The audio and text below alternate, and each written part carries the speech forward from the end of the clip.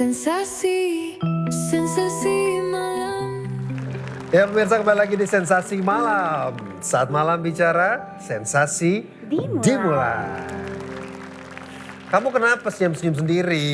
Daddy, sebenarnya aku mau jujur, Daddy. Aku itu... Bentar dulu, kenapa lampunya jadi begini ya? Aku indigo.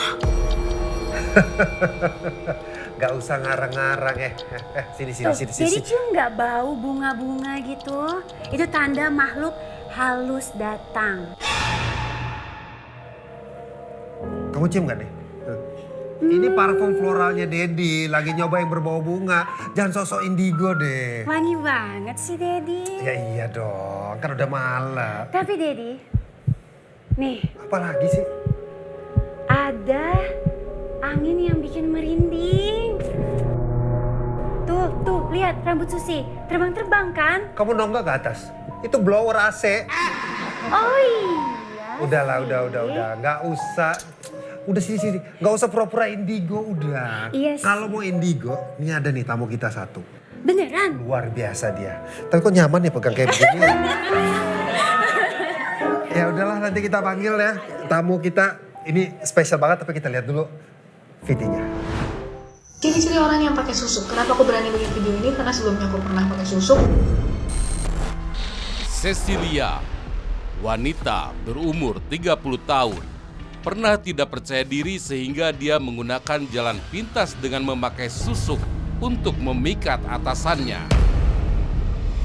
Sampai akhirnya ternyata harapannya sirna karena susuk yang dia pakai tidak berhasil dan membuat penampilannya menjadi aneh, dijauhkan dari orang-orang tersayang, dan membuat dia menjadi mudah marah, sombong, dan penuh iri dengki. Hidupnya jadi berantakan dan hilang semua rezekinya. Caranya aku bertobat dan itu nggak gampang. Lalu, kejadian apa lagi yang membuat dia jadi bertobat memakai susuk? Kita dengarkan ceritanya di Sensasi Malam. Ya pemirsa, di studio ada Cecilia. Panggilannya apa, Ceci? Cecil. Iya. Apa kabar, Cecil? Baik. Tadi kita sempat bercanda-bercanda sama Susi soal indigo. Iya.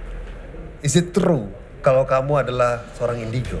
Sebenarnya menurutku yang namanya definisi indigo itu sama seperti kita masak sih. Jadi kayak misalnya ada orang yang terlahir dengan bakat masak. Orang awam tuh cuma ngerti indigo tuh bisa lihat setan, bisa komunikasi sama setan. Oke. Tapi nggak semua orang seperti itu sebenarnya.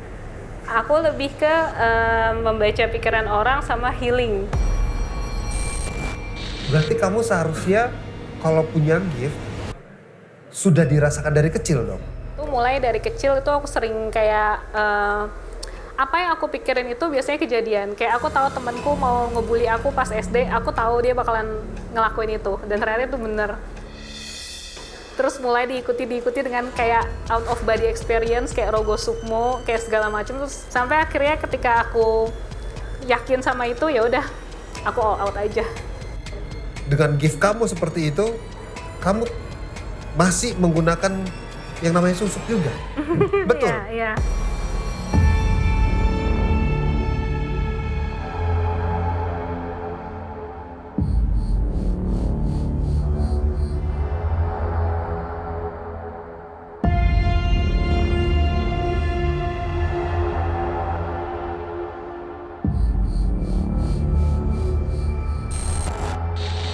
Sebelah mana? Dulu sempet pakai di pipi 2 sama di jidat 1. Kenapa? Justru aku percaya terkadang ya seseorang itu dapat breakthrough-nya ketika dia sudah dihancurkan berkali-kali. Jadi diamond itu cuma bisa shine ketika dia sudah dipolish. Jadi saat itu aku lagi dalam titik terendah hidupku, aku nggak tahu lagi mau kemana. Usia berapa tuh? Sekitar 21 kalau nggak salah. Sebenarnya aku kan produser film layar lebar. Cuman lagi itu aku masih main di film pendek. Kalau film pendek itu kan murah, cuma puluhan juta. Tapi ketika kita mau naruh yang film layar lebar itu kan kita butuh investor. Nah saat itu aku pakai untuk supaya nge-guide para investor nih, supaya mereka menaruh duitnya di aku. Ada sekitar 3-4 CEO saat itu. CEO? Berhasil? Berhasilnya cuma sampai tahap baper sih, sampai uang tuh nggak sampai banyak yang aku dapetin. So target kamu waktu itu bukan karena pacarannya, Bukan. tapi All about money. Iya, gimana caranya aku climb the social ladder, jadi seorang produser yang bisa taruh duit banyak di dalam suatu film gitu. Karena aku percaya aku punya skill untuk bikin film layar lebar, tapi gue cuma nggak punya duit. Jadi apa yang perlu gue lakuin? Ya gue nyari orang-orang yang mau naruh duit ke gue. Selama kamu make antara pellet ataupun susuk, ada pantangannya nggak sih? Karena kebetulan aku pakainya yang lumayan mahal ya, itu tuh sekitar 20 jutaan. Yang mana nih? Pellet apa susuknya? Pelletnya justru. Tapi kalau 20 juta terus hasilnya nggak sampai investasi yang kamu inginkan, how? Ya itu makanya aku pikir kan kayak terus gunanya apa gitu. Even aku mikir nih sekarang ya, kayak kita nyampe ke investasi yang sampai segitu, angkanya segitu. Ternyata ketika udah sampai sana kayak yang oh ya udah terus apa? Kayak nggak puas karena kita tuh nggak ngerasain the struggle-nya itu loh. Paham. Jadi prosesnya itu yang tidak kita lewati. Iya. Sehingga memunculkan rasa kayak missing, ada yang hilang gitu Iya. ya. Oke. Nah kalau untuk susuk sendiri, ada pantangan atau ada yang sesuatu yang harus kamu jalanin kah? Lagi itu kalau susuk aku kebetulan kayaknya kena zong sih. Jadi aku tuh nyoba di salah satu dukun di Bandung dan itu tuh kayak murah banget, cuma 1-2 juta kalau nggak salah ya. Dan itu tuh kayak yang kita diajak ke tinggal di rumah neneknya, terus malam-malam jam 12 kita nggak pakai baju apa-apa, itu ke sumur kembar buat dimandiin. Dan kamu ngelakuin? Iya. Totally naked? Iya. Kan dia disuruh nunduk ya, jadi disiram dari atas terus bunganya jatuh ke bawah kan. Itu kan di depannya juga ada pohon kembar, ada sumur kembar. Nah dia bilang jangan nengok ke atas, tapi aku tuh bandel. Jadi aku nengok ke atas ternyata ada kuntilanak 2 lagi gantungan di depan.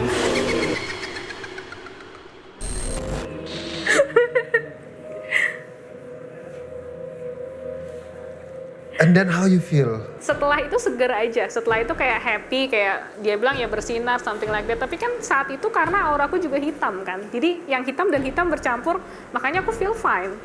Tapi mungkin ketika sekarang aku melakukan itu, mungkin aku akan jijik, akan merasa itu kotor. Tapi tadi sempat kamu bilang ada yang dimasukin. Apa? Oh, setelah itu, setelah habis dimandiin, kita masuk ke rumah neneknya. Di rumah neneknya kita disuruh nelen kantil 1, nggak boleh muntah, sama 9 bunga melati.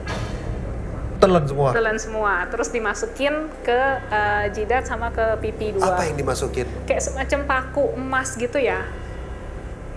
Tapi lucunya saat itu pas dia masukin ke aku itu nggak bisa masuk, jadi kayak mental melulu. Jadi mungkin bisa jadi dia nggak cukup kuat untuk masukin ke aku. Bleeding gitu? Iya. Berdarah? Iya.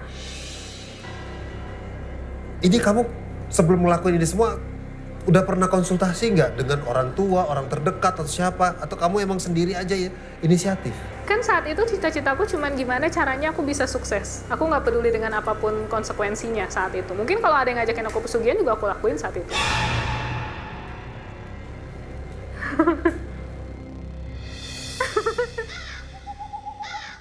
Setelah 4 tahun, 3 or 4 years kan kamu bilang. Yes. Apa yang bikin turning point-nya sampai kamu akhirnya apa yang gue lakuin itu salah? Setelah aku tiba-tiba tuh semua yang aku pegang lepas. Jadi aku dulu sempat nyalahin dukunnya. Gimana sih lu kok gue udah bayar 20 juta tapi semuanya lepas. Ternyata aku sekarang sadar, ternyata itu yang di dalam badanku yang ini lo saatnya lu bangkit. Lagi tuh sampai yang aku punya pacar, pacarnya itu cucu konglomerat terbesar di Indonesia, tapi kan dia punya banyak istri. Salah satu 9 naga? Yes. Dia pengusaha tambang, dia luar biasa kaya dan udah pacaran sama aku 6 tahun. Jadi aku kunci pakai itu. Itu putus tiba-tiba dan putusnya ghosting. Bener-bener nggak ada kabar, padahal tadinya deket banget. Satu lagi, aku dipecat dari pekerjaan, dan satu lagi partner-partnerku yang produser-produser dan CEO-CEO itu semua bener-bener benci dan marah sama aku, bahkan ngeliat muka aku pun nggak mau. Jadi di situ aku bener-bener hancur, hidupku aku nggak tahu mau ngapain lagi setelah ini. Teman-teman indigoku ada yang nyaranin aku untuk ketemu seorang kakek di daerah Tangerang. Dia modelannya loktung, jadi kayak orang yang dimediumisasi sama dewa. Aku kan expect dia buat kayak ya udah nih lu pakai ini baru nih, pakai susuk, pakai ini. Dan itu surprisingly no, nggak ada yang kayak gitu. Dia cuma nasihatin aku, ya udah cucu sekarang kerja berbuat baik gitu aja. Dan surprisingly aku tuh nurut. Sampai akhirnya aku tuh paham kayak aku kan agama Buddha, jadi agama Buddha itu kan luas sekali, Buddha Dhamma itu tuh kayak semua hal tuh aku download dari semesta, gitu. Tiba-tiba aku tahu ini orang kenapa begini ya, ini orang kenapa begini ya. Terus kalau gue sekarang nipu orang nih pakai selet, pakai pelet, pakai santet di kehidupan depan, nanti gue gimana setelah reinkarnasi? Itu tuh semua kayak mixing inside my mind. Terus aku tuh yang kayak oh iya ya bener juga. Terus mulai banyak pengertian-pengertian damai yang aku nggak tahu dari mana. Ketika aku konsultasikan sama orang ternyata itu benar, sama para biku ternyata itu benar. Dari situ titik poinnya aku mulai berubah. Dan setelah aku mengalami begitu banyak cobaan, malah hidupku membaik. Malah ada orang-orang yang invest ke filmku tahun kemarin tayang. Film layar lebarku juga sudah banyak yang tayang. Aku sudah punya, sempat punya PH sendiri. Terus setelah itu ya, setelah hidupku standar, berjalan baik, aku mulai yang kayak mencoba membagikan semua itu di TikTok.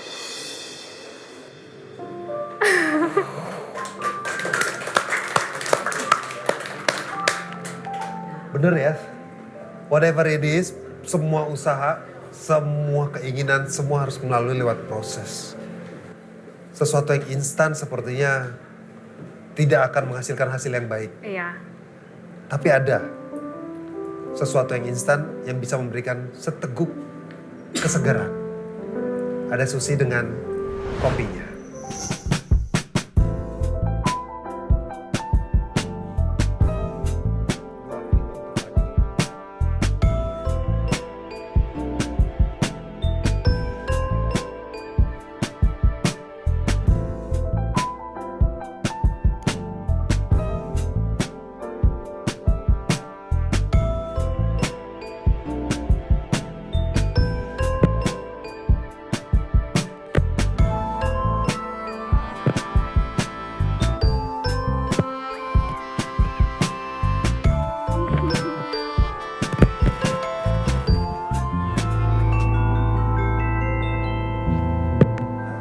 Iya, tadi katanya Mbak Cecil pernah pacaran sama anak konglomerat.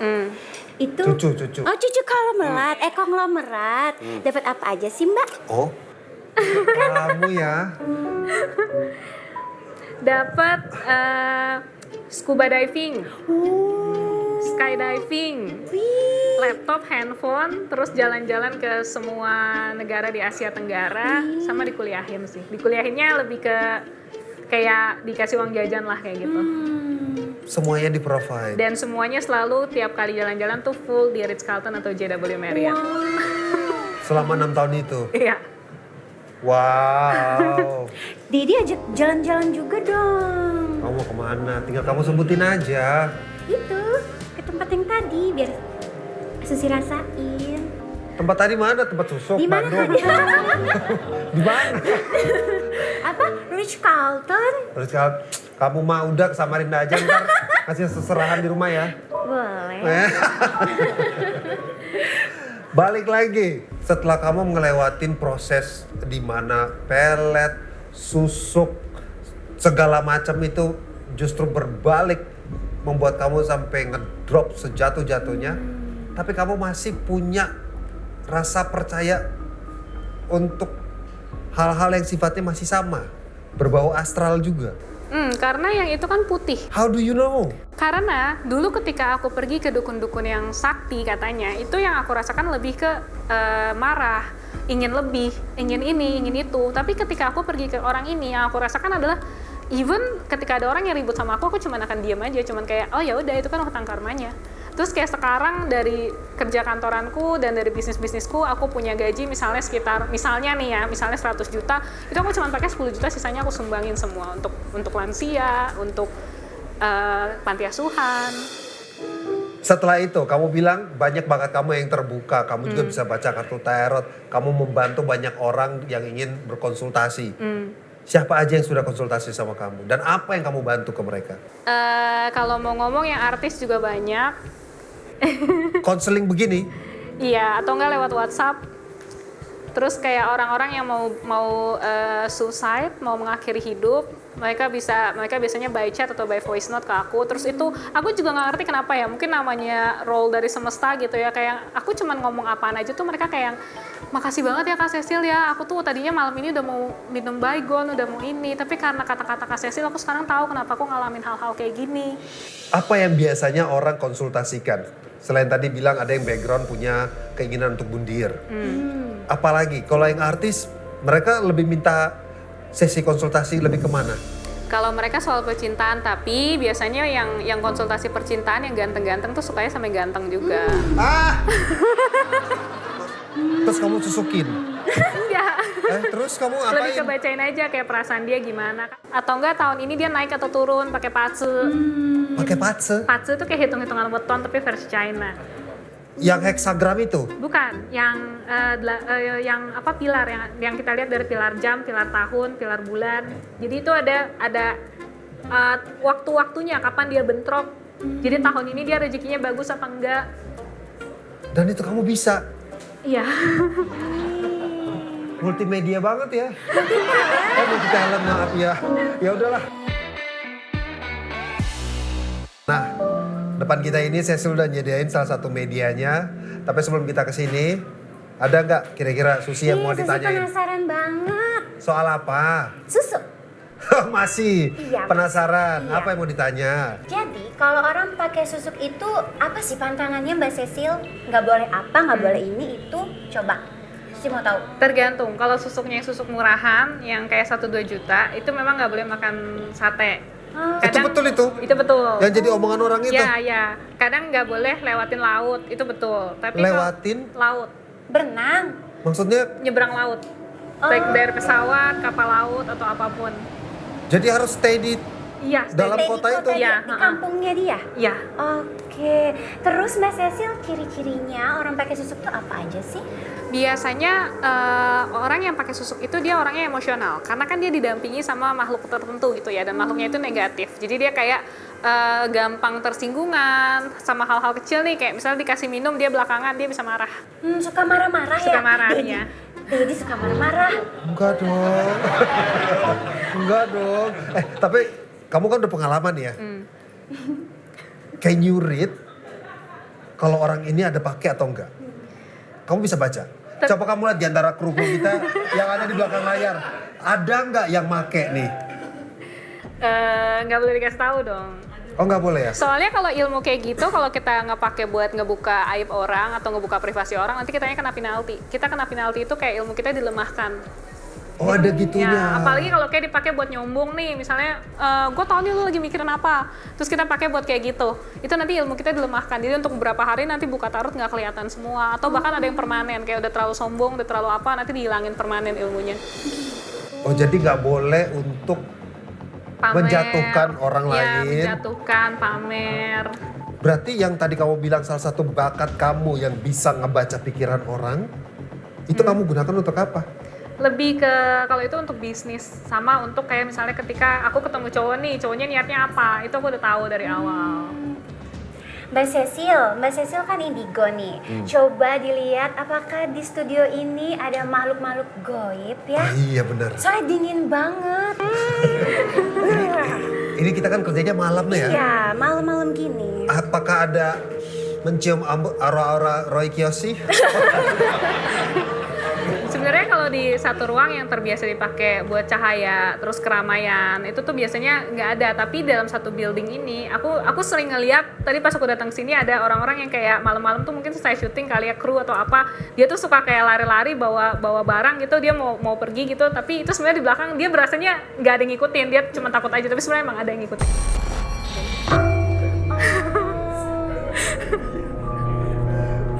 Jadi ada.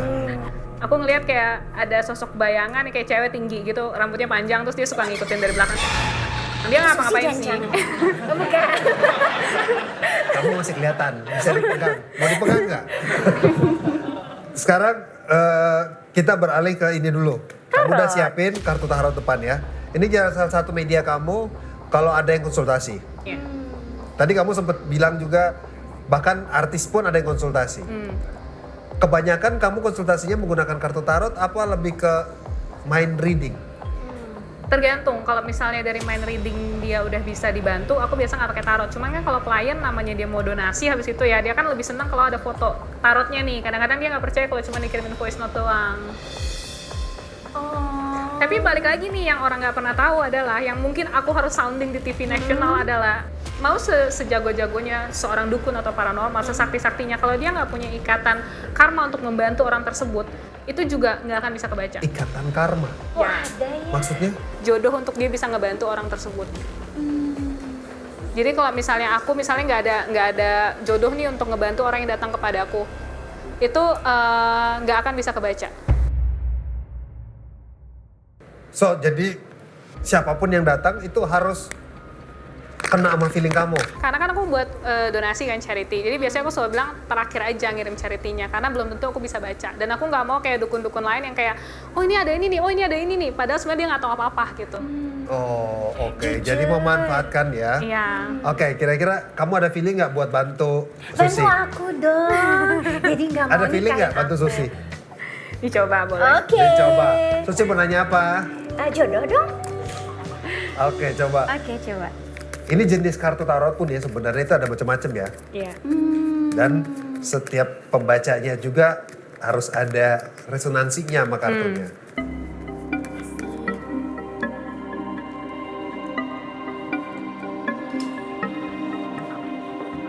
The Tower, High Priestess, Seven Wand. Sebenarnya banyak cowok yang suka sama Kak Susi.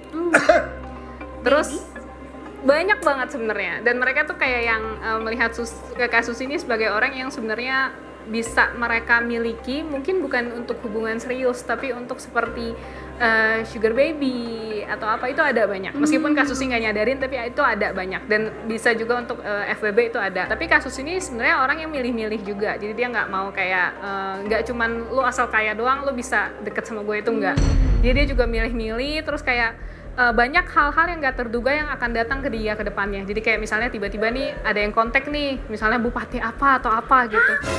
Dedi, bupati? Susi, kamu nggak lagi deket sama pejabat kan? Enggak kan sekarang? Sekarang. Susi, Tetap Susi pilih Dedi. awas ya. Au. Terus? Gimana? Coba kasih sarannya Mbak Cecil. Menurutku dalam hidup itu nggak ada pilihan yang benar dan salah. Tapi yang ada kita cuma memilih gimana caranya kita nggak melukai hati orang lain, itu aja sih. Terlepas dari itu semua, misalnya di luar sana pemirsa malam gitu, ada yang sudah terlanjur terjun ke dunia seperti kamu yang sebelumnya itu dengan pasang ini, pasang itu, tapi justru imbasnya malah negatif buat dia. Apa yang harus mereka lakukan dan gimana cara ngelepas itu semua? Kalau dalam bahasaku ada yang namanya karma baik dan karma buruk kan ya. Jadi beberapa karma buruk tidak bisa dibayar dengan perbuatan, tapi cuma bisa dibayar dengan waktu. Artinya? Misalnya ketika dia pengusaha sukses nih, terus dia main cewek sepanjang itu dan istrinya sakit hati sama dia. Dia sekarang usahanya bangkrut, dia nggak ada cara dia berbuat kebajikan sebanyak apapun, nyumbang ratusan juta ke panti asuhan, tiba-tiba dia kaya lagi, itu enggak. Tapi dia harus membayarnya dengan waktu, dengan dia mulai lagi dari bawah, dia meniti lagi dari bawah sampai ke atas. Bedanya kalau misalnya dia banyak berbuat karma baik, ke depannya dia masih bisa naik. Tapi kalau misalnya dia cuma hidup biasa aja, cuma ngabisin karma buruk doang, pada akhirnya dia ketika sampai tua dia begitu-begitu aja. Klien-klienku deh, ada yang datang ke aku lagi bangkrut nih gini-gini, aku cuma akan nasehatin, lu tiap hari pergi kerja pulang berdoa, udah tiap hari kayak gitu aja, nggak usah macem-macem. Sama mungkin kayak bebasin makhluk hidup, lepasin makhluk hidup ke alam bebas. Poinnya adalah perasaan kita ketika kita melepas, cinta kasih dari kita. Makanya salah banget orang yang suka lepas lele berharap supaya rezeki gue besar, rezeki gue datang tiba-tiba ke gue, itu salah banget. Yang benar adalah ketika kita melepas, kita belajar, oh kita tuh beli lele itu pakai duit loh. Kita tuh merelakan itu bukan buat kita, tapi untuk makhluk hidup tersebut. Jadi adalah keikhlasan. Ketika kita berbuat baik, orang terima kasih sama kita. Yang kita rasain apa? Kita seneng kan? Ternyata itu adalah kesenangan tertinggi. Kesenangan tertinggi itu bukan bikin film terus tiba-tiba masuk box office, bukan. Kesenangan tertinggi adalah ketika kita bisa bermanfaat bagi orang lain. Aku berasa jauh lebih kaya ketimbang aku mampu bikin film KKN di Desa Penari. Wih, keren. Aku punya pesan buat kamu Susi. Apa Dedi? Karena tadi kita ngomongin soal lele. Kamu jangan pernah memilih orang yang tidak berkumis. Berkumis. Karena saya pastikan itu buaya, bukan lele. Paham? Ingat ya, Dedi berkumis. Baiklah kalau gitu. Aduh, luar biasa obrolan kita. Seru banget ya, tapi kata-kata dari Cecil buat pemirsa di rumah kira-kira apa yang mau disampaikan? Hidup itu asalkan bisa makan, bisa punya tempat tinggal, punya tempat pakaian, dan punya kesempatan berbuat baik, itu udah lebih daripada cukup. Itu udah mewah banget, karena nggak semua orang itu punya kesempatan untuk berbuat kebajikan. Orang-orang yang struggle cuma untuk makan, untuk beli tempat tinggal, untuk bayar kontrakan, mereka nggak punya kesempatan untuk berbuat baik. Mungkin nggak banyak, tapi kita di sini yang masih punya gaji, punya pemasukan, kita bisa menyisihkan untuk orang-orang yang membutuhkan. Itu hidup kita tuh udah mewah banget, kita nggak perlu yang lain lagi. Udah itu aja. Bersyukur ya Mbak Cecil ya. Terima kasih, tepuk tangan buat Cecil, keren. Dan pemirsa, kita sambut Susi dengan lagu barunya Di Dadaku. Sawer dong. Oh iya, tenang.